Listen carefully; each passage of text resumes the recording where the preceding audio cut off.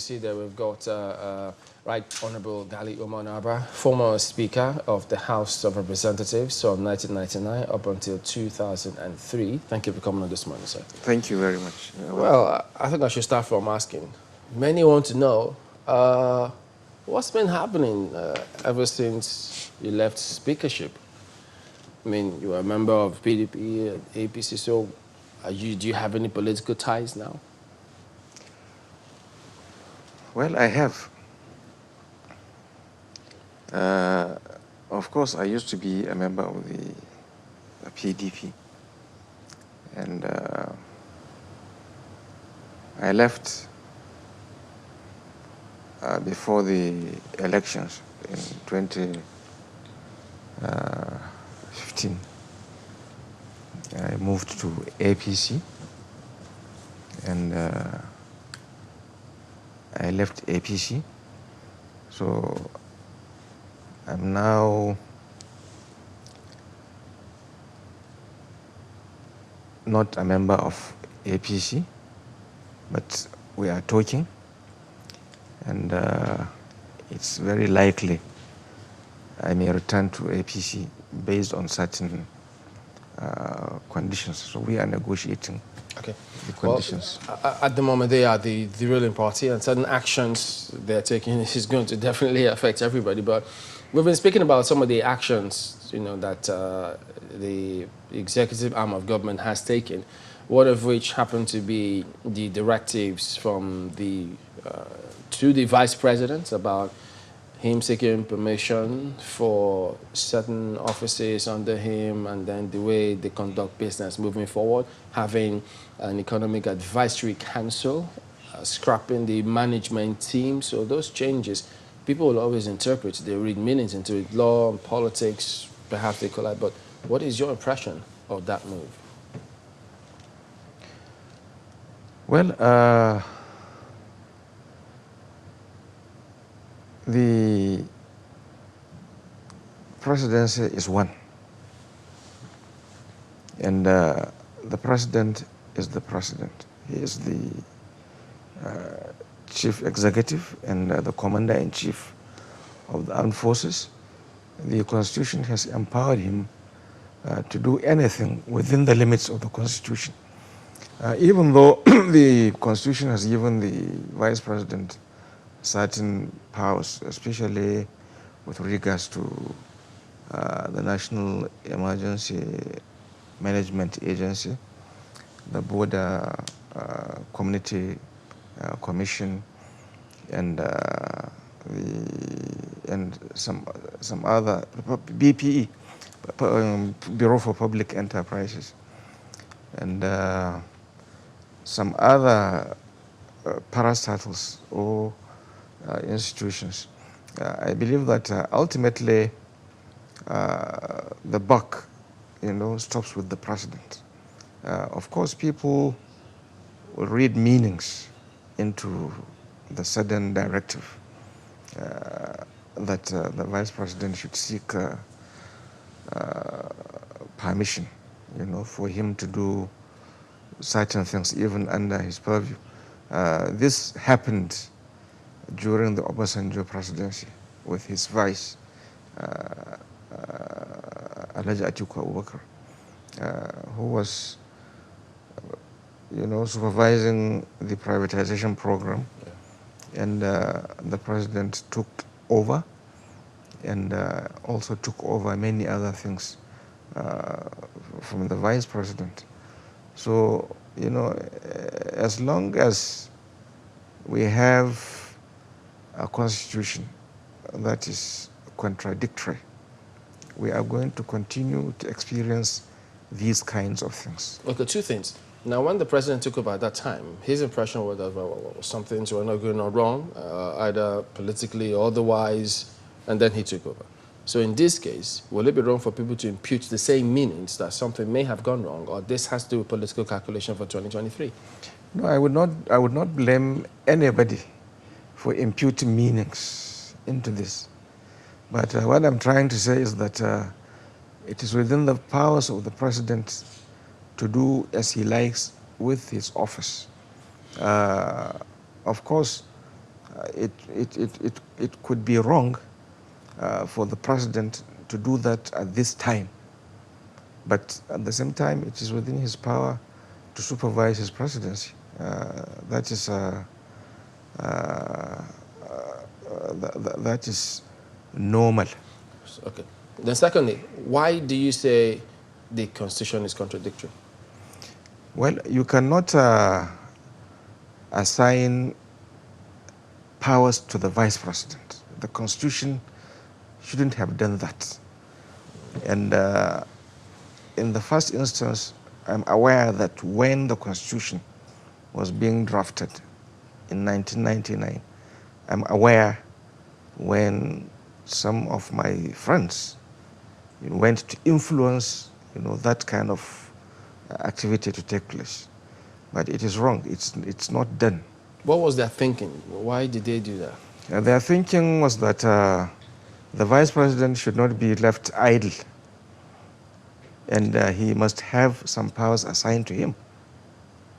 And that's not the philosophy behind, the presidency.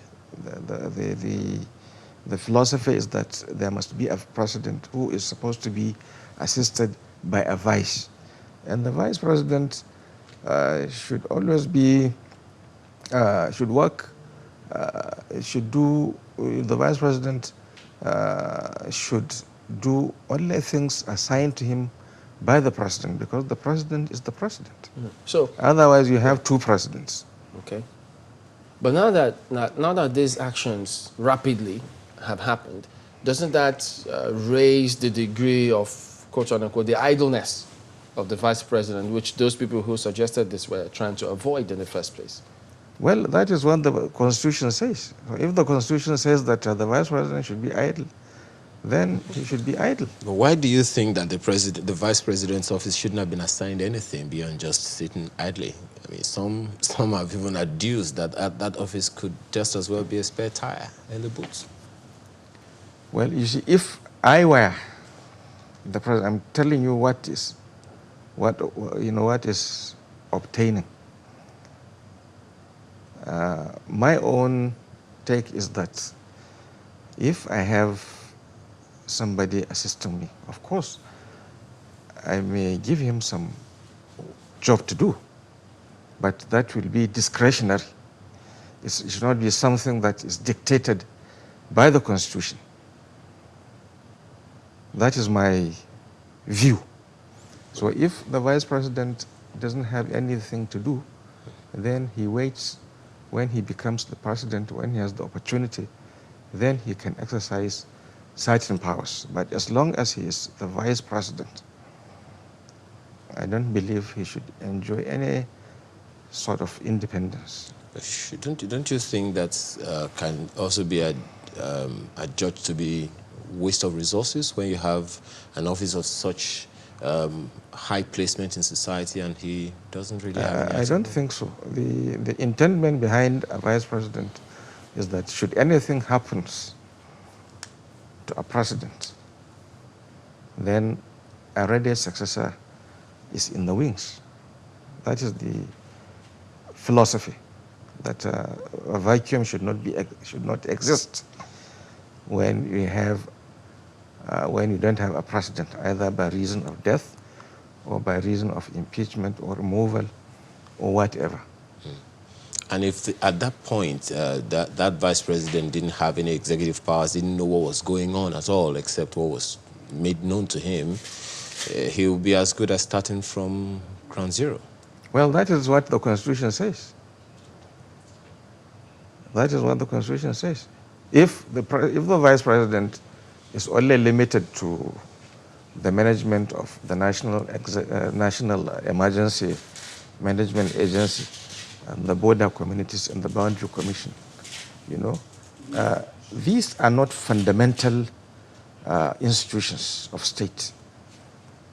So what you are saying may not hold water, because if you have such kinds of situation, I remember I once complained that when I was Speaker in the House of Representatives.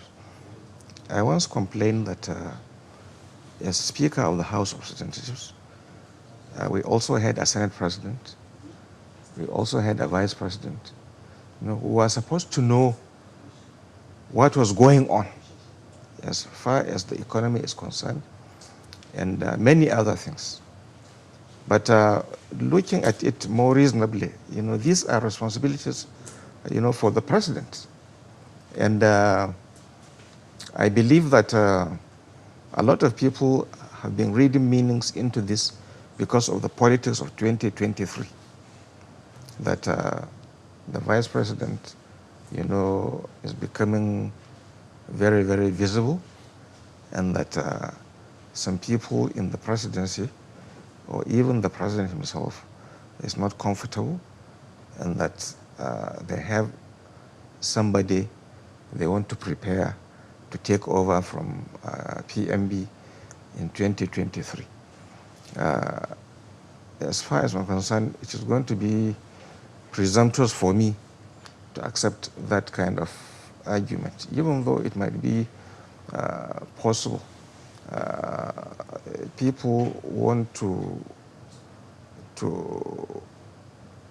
tag this as a North versus South affair, that the Northerners in the presidency don't want a Southerner to succeed PMB. And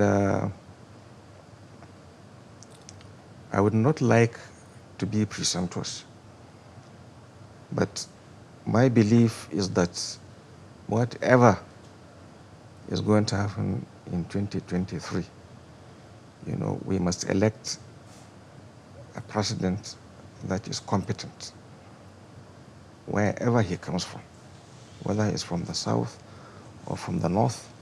I think a lot of Nigerians are tired about this kind of suggestion that today a Northerner should be president, tomorrow a Southerner should be president. What this country needs is somebody who is competent, who can govern the country on the basis of equity and fairness and justice. This is my view. Do you think that the way we are politically structured, are we ready to align with this view of yours? Is the system ready to allow this? Well, you see, when in 1999, when we started this experiment, the Obasanjo presidency was supposed to be for a single term. That was the agreement he had with the politicians that drafted him to become a politician and eventually become the presidency. But he went for 2 terms and nothing happened. So my belief is that this country has come to a stage where any competent person, wherever he comes from, can be the president. And some of us feel very comfortable, feel very uncomfortable because we have relationships. And these relationships span over the country. And we are very, very comfortable with one another, wherever we come from.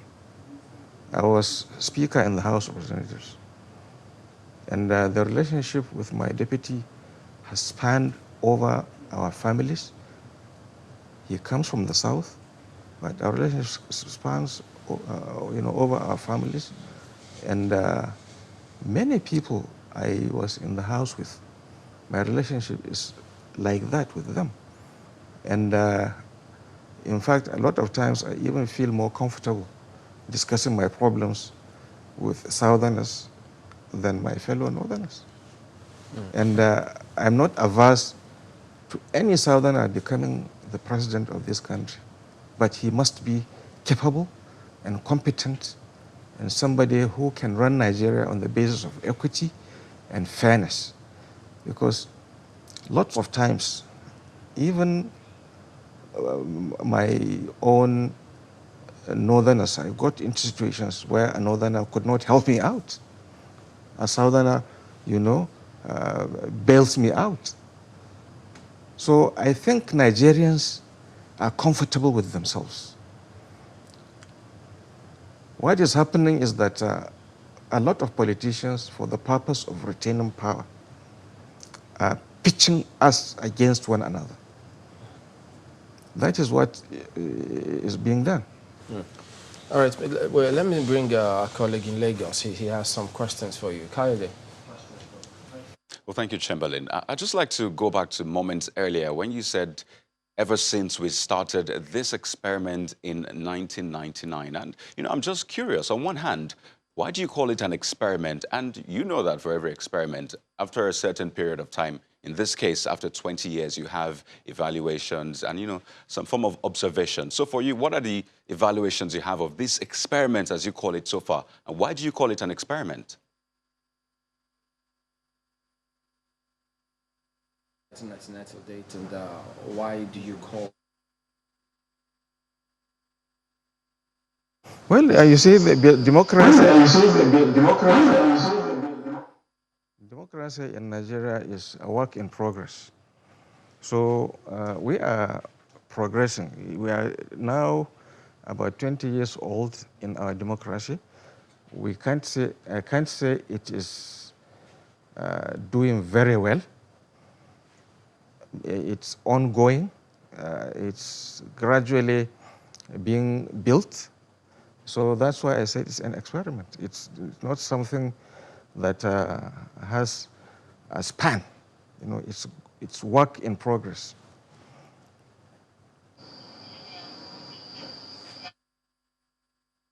So now I'd like us to talk about the legislature. I mean, we've talked about the executive and perhaps plans for 2023, but this time an area you are very familiar with which is the legislature, the House of Assembly, the National Assembly this time around. And one major issue that sticks out for this current Ninth Assembly is the issue of fiscal efficiency. And if you look at the dailies, you see the talk about the 5.5 billion naira for cars, the budget for the National Assembly. And then there's a response from a member of the National Assembly saying that senators work harder than ministers who move in convoy of 4 SUVs. How do you respond to that talk about fiscal efficiency? Well, I think it is very dangerous to begin to judge the legislature in terms of fiscal efficiency, particularly where items that are very necessary for the function of the legislature are concerned. Of course, certain items, wherever they are situated, whether it is in the executive arm or in the legislative arm, could be tagged as fiscal inefficiency. You see, transportation is necessary for anything to function, whether it is private business or whether it is in the executive arm or whether it is in the legislative arm. And I believe that it's not a waste for the legislative arm to purchase cars for its members, whether they are senators or members of the House of Representatives. They need mobility for their job. And one of the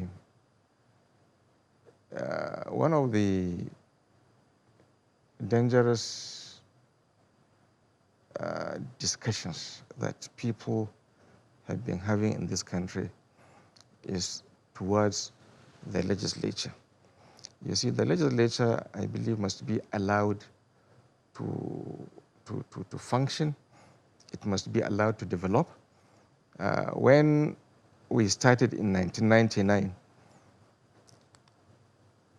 we lacked necessary equipment to work. We only had one photocopier in the office of the Speaker and one photocopier in the office of the Senate President.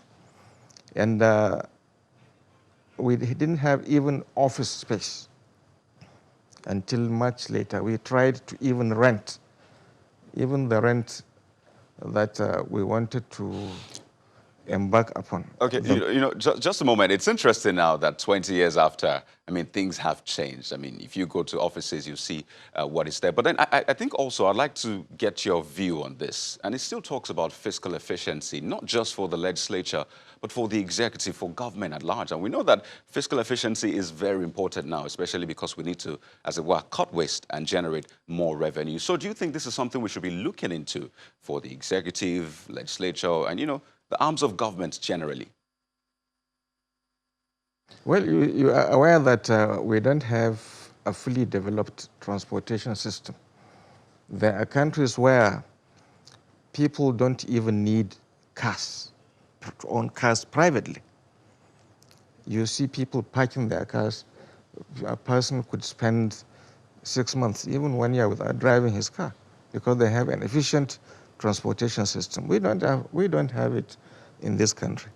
So we have a situation whereby if one wants to be mobile, he must possess his own mode of transportation. He has to have a car. And when you find yourself in a situation where you work for the government at any level or in any institution, you need to move, and the government should provide it. Otherwise, the work will definitely suffer. Okay. When you also spoke about the country has gotten to a stage where anyone should emerge as president, would it be out of place, or shouldn't we also do something about that regarding our laws so that we all know that, yes, from a legal perspective, we're all working towards the same thing? Is there any law that says that the president must come from a particular place at one time? And well, political parties always like to zone, say, look, this is the arrangement in order for equity. Well, the political parties are doing that as a matter of convention. It's not in any law that a president must come from a particular zone at a particular time and must come from but another if parties zone. are doing it, doesn't it mean that there's a need for it? Personally, I'm not comfortable with it because, you see, there is this argument that Northerners have led this country for a very long time, much more than Southerners. And what has the North gained for it? What is there in the North, in spite of Northerners, being presidents, much, with the Northerners, having been president of this country for more years than Southerners.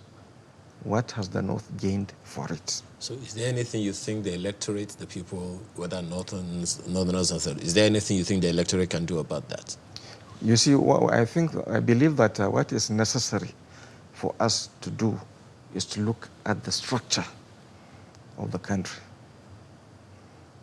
altogether and do something about it. In what way, when you say structure? Well, I believe that the federal government is too powerful, and the federal government doesn't need, a lot of things to legislate on. They should go back to the states because in the first instance, most of these powers were acquired from the regions. So some devolution is necessary because a lot of things don't work. I was making the argument yesterday in one of the television stations that for me, I'm from Kano State. And when Kano State started in 1967, along with other states, our governor inherited the Kano River project, which he started transforming into a channel for irrigation. And today, what he had done between 1967 to 1975, when the government was overthrown, in 9 years, you know, the southern part of Kano State, where this irrigation Okay. was being done, has become the richest part of the state. And Right. this, I'm afraid, I'm afraid we have to go. We will short the time, but it's always a pleasure to have you on. I'm sure we'll be able to work out other days, time in the days ahead. But we have to thank you very much indeed for coming on. Right Honorable Gary Umanaba, former Speaker of the House of Representatives from 1999 up until 2003.